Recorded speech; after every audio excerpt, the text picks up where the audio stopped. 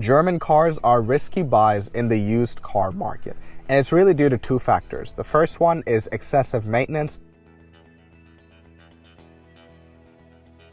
and the second factor is repairs.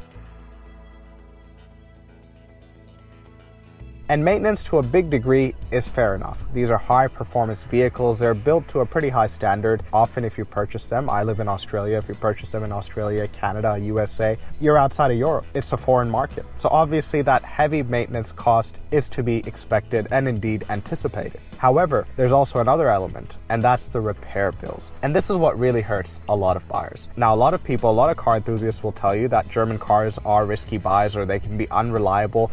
And it's because of the owners, right? They blame it on the owners. They say the cars themselves are bulletproof, they're solid, but it's really the owners who've made them this way. And that's why you're going to suffer in the used car market. Is there any truth to it? Now, the very first thing you have to understand is about the life cycle of the car. These cars obviously start out new. You get your first owner. And this person is generally leasing or going to own it under warranty. These are leasing machines. BMW, Audi, Mercedes, make no mistake, these are the ultimate leasing machines, and that's how they're used, right? And I've got a lot of people, and I was speaking to someone the other day, he's got a Mercedes-Benz E53 AMG, I believe. He was telling me that the service intervals are really long for this car, and he feels bad, but he's gonna stick with them because he doesn't plan to own this car outside of warranty. He's gonna be doing that, and then he'll get rid of it afterwards.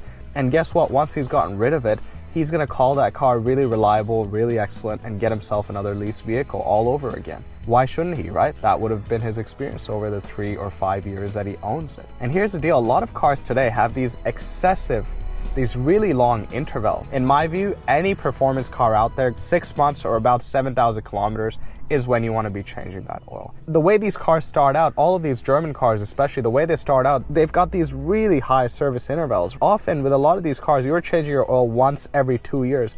Often in some regions of the world, you're changing your oil once every 25,000 kilometers. That's ludicrous. And a lot of people, and sometimes I make these videos and I get these comments, right? Every now and then I have a read. And some people, they say it's the synthetic oils. I'm an engineer myself as well. But a lot of people say, these oils are great to 15, 25,000 kilometers. And I'm thinking, this isn't magic potion. Oils, even synthetic oils, degrade. An economy vehicle, if you're driving it like an economy car, 15,000 kilometers, I still don't feel comfortable doing it, but okay. But for a performance car, every 2 years or every 25,000 kilometers, that engine's done for. That car is done for. And that's how a lot of these German cars start out. They start out with these big intervals. These are performance cars, right? They start out with these big intervals. People change oil really late. For the first 3, 4, 5 years of their life, the manufacturer isn't asking you to do the diff fluid, the transmission fluid. You're probably not going to be doing a coolant flush as well. And all of that is to increase the luxury experience for that leasing owner, right? Because that's the main target. Make no mistake, that's who these cars are made for.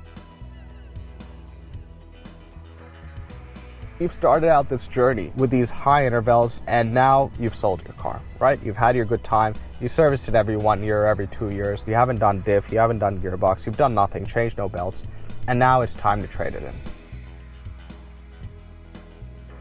Okay, fair enough. Second buyer comes in. And this buyer is obviously a bit sensitive to cost, and that's why they're buying it outside of warranty or just near outside of warranty because they want themselves a good saving. So it's important to understand that because if the buyer had a lot of money, they would have bought it new. Now what happens? Guys, the car's still going to be reliable. A German car at 5 years, make no mistake, they're not junk, right? They're not trash. So at 5 to 8 years, the car's still going to be good. They'll get this car, they'll do some of the servicing, but they're not going to be doing the transmission fluid. They're not going to be doing the diff fluid. They're not going to be doing the belts. None of that stuff. Maybe they'll run into a repair here and there. Maybe they'll do their brakes. That's going to be a heavy cost, but that's about it. Now the story really begins post the 8 or 9 year mark. This is where the fun starts. Usually these cars are down to their third owner, or even if it's the first or second owner, it doesn't matter. Here's where the fun begins. This is where a lot of maintenance needs to happen for these cars. My GR Yaris, again, I'm going to use for example, the service book tells you to change the coolant every 3 years, and then the transmission fluid you're doing every 2 years. You're changing these fluids every couple of years, 2 to 3 years, right? And it's a performance car, but it's not a BMW M or Audi RS. It's just a GR Yaris. It doesn't have the performance that those cars have, yet it's still asking you to change the stuff every 2 to 3 years. That's how it's working. Now with German cars, you've gone up to the 8 or 9 year mark. You've done none of that stuff. Now a lot of owners at this time will realize that, look, it's a car, right? It's still Not even a car, even a house, you have to do maintenance at 8 or 9 years, right? So people realize it's a car, let's do some maintenance. But the issue is that people don't realize how much maintenance there is and how expensive it gets. If you've got to do your brakes again, for German cars, that's $3,000 to $4,000 if you're taking it to a shop. If you've got to do your transmission fluid, that's going to be around $1,000. Diff fluid's going to be a bit cheaper, around $400. If you got to do your coolant flush, that's also going to be a couple of $100. If you've got to change your serpentine belt and pulleys, that's probably going to be around $600 or $700. These are some heavy maintenance items that you've got to do. Then you've got to change your tires out as well. All of these costs are up to $10,000. And at this stage, people realize how much maintenance needs to be done because no one was doing it. The manufacturer didn't want you to do it. The second and third owner weren't doing it. Now it's all at this 8 or 9 year mark. This is when it all comes to fruition. And guess what? People who buy these cars at this stage, they usually don't have the money, right? Because they would have bought them brand new, or they would have bought it just outside of warranty. But they've decided to buy an 8 or 9 year old European car. They don't have the money to do this excessive maintenance that's required. They know in the back of their mind that it's required, but they don't have the money. So what do? They budget it out. Okay, this year I'll do my transmission fluid. Next year I'll do X. But what happens, guys, is in the middle of all of that, right? Even when you're trying to be a good owner, in the middle of all of that, you get repairs. It happened to me with my BMW. When I bought my BMW, I knew I was getting something that was old. It was an 8-year-old car at the time, German performance. And I knew that it had maintenance that I would have needed to do. But all of a sudden, I got hit with repairs. So one of the things I really wanted to do was transmission fluid. Pretty much immediately, I bought the car and the serpentine belt snapped, pulley popped off. To some degree, that is regular maintenance, but it's not something I was planning at 8 years, 60,000 kilometers. So all of a sudden, I had to spend $800 to get that fixed. Well, now I'm thinking that transmission fluid I was going to get done for $800. Maybe I'll postpone that a little. And that's what happened. Things creep up on you. It's just how it works. None of these guys, I certainly wasn't made of money, right? If you're buying an old European car, you're not made out of money. So you'll have to budget for all of that. And then the money side really starts creeping in, where you look at your BMW, you have an M, RS, or AMG. These cars at a certain age, at 9 or 10 years, they stop depreciating, so that's pretty good. But you look at the value of the car, right? A BMW M3 here is about $60,000. You look at the value and you think, I've got to do $10,000 worth of repairs. Are they going to add $10,000 worth of resale to my car? It's not going to happen, guys. And if you don't have an M car, if you've got an M Lite, AMG Lite, a S, or if you've got even a below, right? If you've got a German car that doesn't have that sort of performance credentials, that's going to keep depreciating.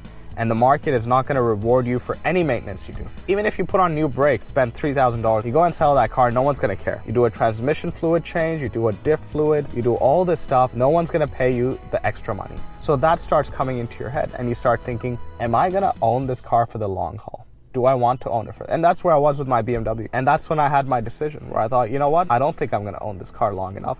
And it's not worth it for me to spend this much money into this car. If I'm not keeping it for the long haul, why do I do that, right? So the only option left for me then was to enjoy my car, probably skimp out on a little bit of maintenance. And I'm saying that as someone who's an engineer, someone who's a car enthusiast, but that's the mindset you get into, and I just wanted to share this with you guys because a lot of people blame owners, right? Past owners, and say they're doing X, Y, Z. A lot of the people who are fans of these performance cars, they're not trying to be mean to them. I've got so many people who follow me, who are my friends, they're not trying to be mean to these cars and treat them poorly. There's all these dynamics at play, right? And then you have to add to the fact that these cars are driven in a hectic fashion, right? For lack of a better word, people drive these cars really hard. They go hard with these cars. With this lack of maintenance and with the driving characteristics of owners, you get a real tough time with these cars. That's why I want you guys to be really careful when you buy these cars in the used car market. Only a minority of people are going to come away unscathed when they get one of these cars. I would say the majority, 9+ year mark, you're going to have to deal with heavy repairs, heavy maintenance. So keep that in mind. Hope that helped. I'll catch you next time.